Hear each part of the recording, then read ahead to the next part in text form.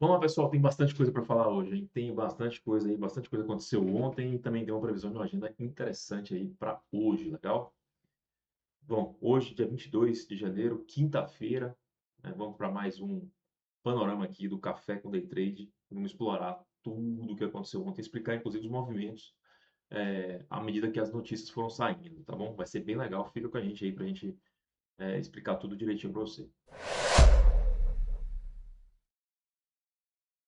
Bom, ontem a gente teve Nasdaq e S&P fechando numa, numa crescente importante, né? Nasdaq fechou com 1,36 de alta, Nasdaq fechou com 1,36 de alta, S&P com 1,16, Dow Jones com 1,20 e Russell também fechou aqui no positivo aqui, tá? Zero, qualquer coisa aqui, 0,4. Mas é, não foi só de alta o mercado, teve idas e vindas. Para quem lembra, a questão mais importante do dia, o drive do dia, a gente falou aqui, era o discurso de Trump em Davos. Ele que chegou um pouquinho atrasado ali por conta dos problemas no avião, no voo, desembarcou em Davos já faltando 25 minutos para começar e entrou 9 minutos atrasado. Falou durante quase uma hora entre o seu discurso e perguntas e respostas depois com jornalistas, tá?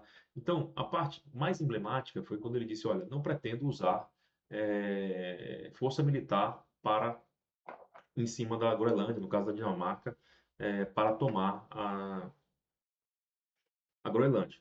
Mas reforçou muito a importância, explicou durante, até trouxe questões históricas ali, de que a Groenlândia foi devolvida pelos Estados Unidos após a guerra para a Dinamarca, que teria sido um erro estúpido e tudo mais.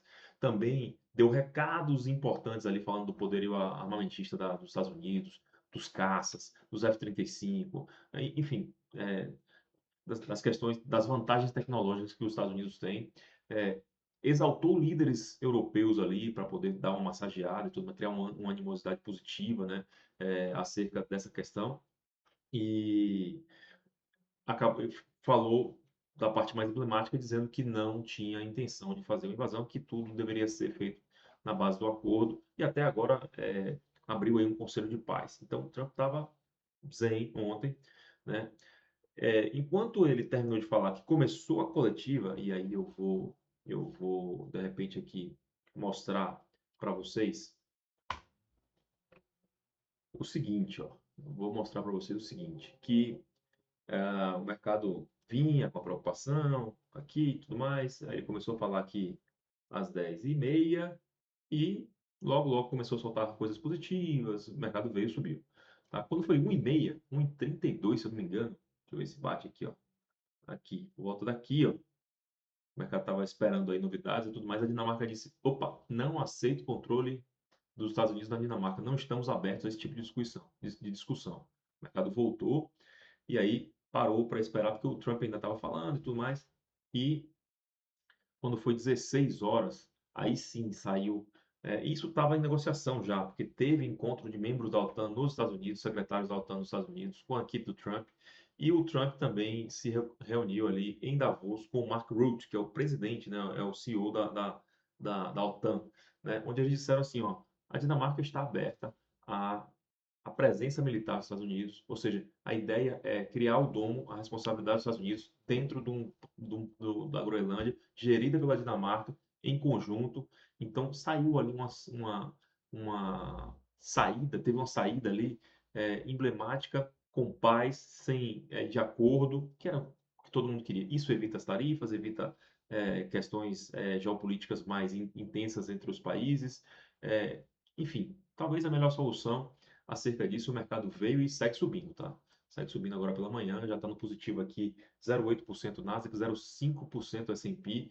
Então, você vê que os movimentos bem claros aí, de acordo com que as notícias foram saindo, realmente como isso ditou o dia ontem, marcando aí essa questão bem clara nos gráficos aí, tá?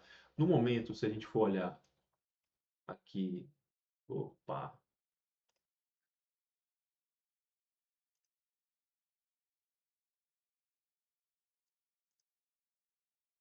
isso, aqui. A gente tem as Big Techs todas no positivo, né? Que está menos positivo aí, está 0,75, que é Microsoft. O segundo pelotão de Nasdaq também está quase todo no positivo, os bancos quase todos no positivo, e a gente tem aqui também o varejo de S&P, na NYSE no caso, né? Também muito mais positivo. Quem está negativo está no 0 a 0 aqui, está no 0 a 0 aqui. Procter Gamble está um pouquinho mais negativo, mas é praticamente o Stellantis, que é montadora e tal. Tem duas empresas aqui um pouquinho mais negativo, o resto está bem positivo aí. E um dia que começa numa perspectiva muito positiva, mas lembrando que a gente vai ter a, o, uma agenda interessante hoje. Então, esse sentimento ele vai ficar ali até o PCE e o PIB. Agora, o PIB tem um detalhe, tá, pessoal? É importante a gente ressaltar que é o seguinte: essa leitura do PIB é a terceira leitura do terceiro trimestre do ano passado. Tá? Lembrando que teve o shutdown, os dados ficaram atrasados e tudo mais.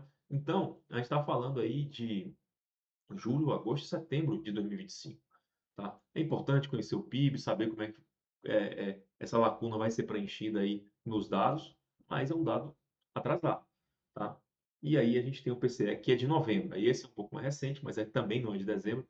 Então, talvez essa positividade de S&P e Nasdaq aí, óbvio que se os dados vierem bons para o mercado, segue subindo, é mais um catalisador, vai ajudar. Se vier contraditório, ou seja, inflação forte, um PIB muito forte na parte de consumo. Lembrando que PIB é gasto do governo, investimento, consumo e balança comercial. A balança comercial dos Estados Unidos normalmente é negativa, né? Mas aí consumo, investimento e gastos, o mais saudável é o consumo. Então, se o PIB vier forte, porque o consumo veio forte, ele é um recado ruim, mas ele é um recado atrasado. Tá? Então, e como normalmente eu mostro isso no início, né, mas nunca é demais lembrar que está inalterado, né, ou seja, a parte de política monetária não se alterou durante a semana hoje, desde segunda, na verdade, acho que desde sexta-feira, 95, 5, 95 de manutenção, 5 de corte de juros, de probabilidade de corte de juros na reunião da próxima quarta-feira. Se os membros do Fed, alguém vier a falar, que eu não estou vendo aqui na agenda hoje, alguém direcionado, vou até dar uma checada aqui de novo, não tem ninguém, mas se alguém vier falar com break news, não pode falar sobre política monetária, porque a gente já está muito próximo da reunião, para não dar pistas, tá? Isso é um período de silêncio que eles adotam lá, cerca de 10 dias antes da reunião. Então, perde um pouquinho a relevância. Na agenda hoje, o drive do dia passa a ser o PCE. Obviamente, Davos ainda está acontecendo lá. Então, eventualmente, se tiver alguma contradição em relação a isso que está posto, como eu falei aqui, também pode movimentar. É bom ficar atento, tá bom?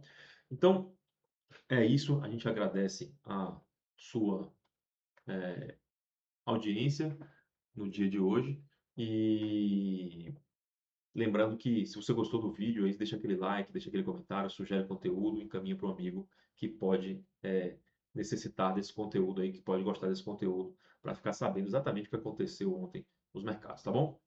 Então, até amanhã.